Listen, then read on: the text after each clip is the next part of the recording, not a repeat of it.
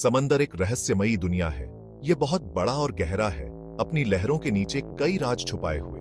हमने इसका बस थोड़ा सा हिस्सा ही देखा है। अंधेरे में क्या छिपा है, गहराइयों में कौन से जीव तैरते हैं। समंदर में कहानियां हैं जो बस खोजे जाने का इंतजार कर रही है। सदियों से लोग समुद्र से मोहित रहे हैं। नाविक अजीब जीवों और खोए हुए स्थानों की कहानियां लेकर लौटते थे। कुछ कहानियां तो बस कहानियां थीं, लेकिन कुछ में सच्चाई जरूर थी। समंदर आश्चर्य और खतरे का स्थान है। यह हमें याद दिलाता है कि हमारे ग्रह के बारे में हमें कितना कुछ सीखना बाकी है।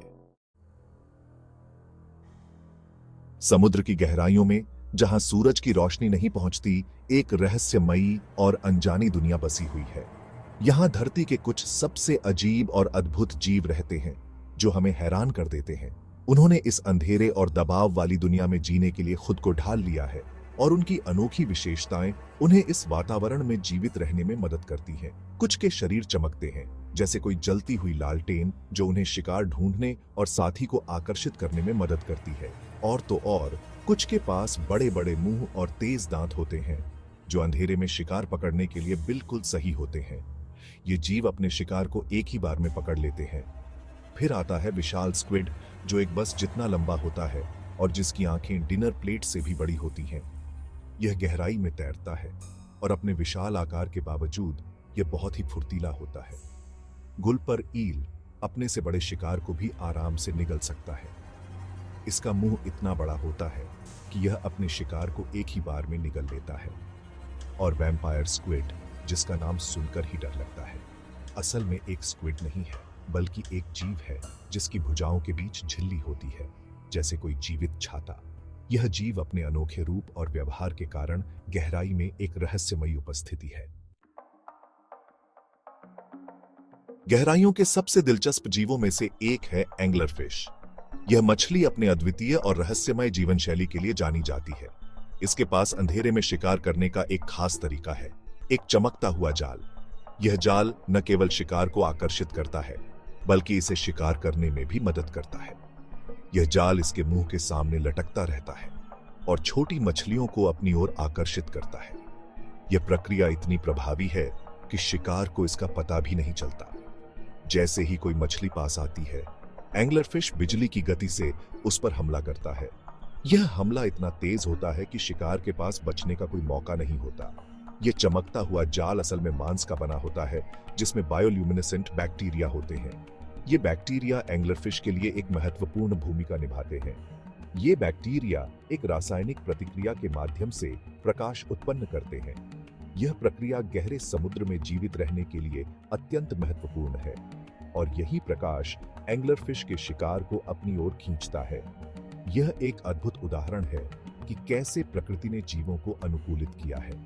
एंगलरफिश हमें याद दिलाता है कि कितने भी गहरे अंधेरे में जीवन अपना रास्ता खुद बना ही लेता है।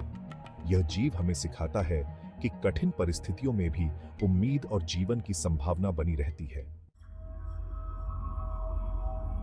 समंदर न केवल अजीब जीवों को छुपाता है, बल्कि यह एक रहस्यमयी दुनिया को भी अपने भीतर समेटे हुए है। इसके अलावा यह खोई हुई सभ्यताओं के निशान भी छुपाए हुए है, जो कभी सतह पर फल फूल रही थीं। प्राचीन शहर अब लहरों के नीचे दबे हुए हैं। समुद्र के बढ़ते पानी या प्राकृतिक आपदाओं ने उन्हें निगल लिया। ये शहर कभी जीवन और संस्कृति के केंद्र थे। पानी के नीचे बसे ये खंडहर हमें अतीत की एक झलक दिखाते हैं, जो हमें उन सभ्यताओं की कहानियां सुनाते हैं। ये उन लोगों की कहानियां बताते हैं जिन्होंने बहुत पहले जिंदगी और समृद्धि देखी थी। ये कहानियां हमें उन दिनों की याद दिलाती हैं जब ये शहर जीवंत थे। ऐसा ही एक शहर है द्वारका, जो हिंदू धर्म ग्रंथों में वर्णित एक पौराणिक शहर है। यह शहर अपने समय में एक महत्वपूर्ण धार्मिक और सांस्कृतिक केंद्र था। कहा जाता है कि द्वारका भगवान कृष्ण ने बनवाया था, और यह एक बहुत ही शानदार शहर था। इसकी वास्तुकला और समृद्धि अद्वितीय थी। लोग कहते हैं कि यह सोने का शहर था, जिसके महल और मंदिर सूर्य की रोशनी में चमकते थे। इसकी सुंदरता और भव्यता अद्वितीय थी। लेकिन एक दिन यह शहर समुद्र में डूब गया। आज इसके खंडहर हमें उस समय की याद दिलाते हैं जब यह शहर अपने चरम पर था। द्वारका की कहानी ने सदियों से लोगों को अपनी ओर खींचा है। क्या यह एक सच्चा शहर था या सिर्फ एक कहानी? पिछले कुछ दशकों में वैज्ञानिकों ने भारत के तट पर पानी के नीचे कुछ इमारतें खोजी हैं जो शायद द्वारका के अवशेष हो सकते हैं। इन इमारतों में दीवारें, खंभे और मिट्टी के बर्तन शामिल हैं। हालांकि अभी और रिसर्च की जरूरत है, लेकिन ये खोज बताती है कि द्वारका एक असली शहर था जो समुद्र में डूब गया था। द्वारका की कहानी हमें याद दिलाती है कि समुद्र अपने अंदर बीते हुए कल के कई राज छुपाए हुए हैं, जो अभी भी गहराइयों में छिपे हुए हैं। समुद्र तल पर कई जहाजों के अवशेष बिखरे हुए हैं। कुछ जहाज तूफानों में फंसकर डूब गए, तो कुछ युद्धों में तबाह हो गए। ये जहाज मानो समय के कैप्सूल हैं, जो हमें बीते हुए कल की एक झलक दिखाते हैं। इनमें सामान, निजी चीजें और कभी-कभी तो खजाना भी होता है। ऐसे ही एक मशहूर जहाज का नाम है टाइटैनिक, जो 1912 में डूब गया था। टाइटैनिक एक आलीशान जहाज था जो अपनी पहली ही यात्रा में एक बर्फ के पहाड़ से टकरा गया था। टाइटैनिक का मलबा 1985 में मिला था और तब से लेकर अब तक कई कलाकृतियां बरामद की जा चुकी हैं। टाइटैनिक हमें समुद्र की ताकत और इंसानी जीवन की नाजुकता की याद दिलाता है। माना जाता था कि यह जहाज कभी नहीं डूबेगा, लेकिन अपनी पहली ही यात्रा में यह डूब गया और अपने साथ 1500 से ज्यादा लोगों की जान ले गया। टाइटैनिक का मलबा अब यूनेस्को की वर्ल्ड हेरिटेज साइट है। यह उन लोगों की याद दिलाता है जो इस हादसे में मारे गए और समुद्री सुरक्षा के महत्व पर जोर देता है। समुद्र में भले ही खजाने छिपे हों, लेकिन यह हमें इंसानी महत्वाकांक्षा की कीमत भी बताता है।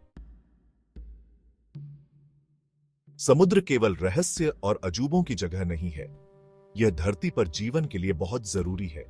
यह हमारे जलवायु को नियंत्रित करता है, हमें भोजन देता है और ऑक्सीजन पैदा करता है। लेकिन समुद्र को आज इंसानों से खतरा है। प्रदूषण, ज्यादा मछली पकड़ना और जलवायु परिवर्तन, ये सब मिलकर समुद्र को नुकसान पहुंचा रहे हैं। समुद्र के वर्षावन कहे जाने वाले प्रवाल भित्तियां पानी के बढ़ते तापमान के कारण मर रहे हैं। ज्यादा मछली पकड़ने के कारण मछलियों की आबादी कम हो रही है और प्लास्टिक प्रदूषण समुद्री जीवन को नष्ट कर रहा है। जलवायु परिवर्तन शायद हमारे महासागरों के लिए सबसे बड़ा खतरा है। जैसे जैसे तापमान बढ़ रहा है, समुद्र ज्यादा गर्मी सोख रहा है, जिससे समुद्र का स्तर बढ़ रहा है, समुद्र का पानी अम्लीय हो रहा है और तूफान ज्यादा आक्रामक होते जा रहे हैं। इन बदलावों का समुद्री जीवन पर बहुत बुरा असर पड़ रहा है। हम पहले ही जलवायु परिवर्तन के नतीजे देख रहे हैं, जैसे कि प्रवाल भित्तियों का रंग उड़ना और समुद्री प्रजातियों का विस्थापन। अगर हमने ग्रीन हाउस गैसों के उत्सर्जन को कम करने के लिए अभी कदम नहीं उठाए, तो हमारे महासागरों और हमारे ग्रह के लिए परिणाम बहुत बुरे होंगे। समुद्र विशाल है, लेकिन यह अजेय नहीं है। आने वाली पीढ़ियों के लिए इस बहुमूल्य संसाधन की रक्षा करना हमारी जिम्मेदारी है।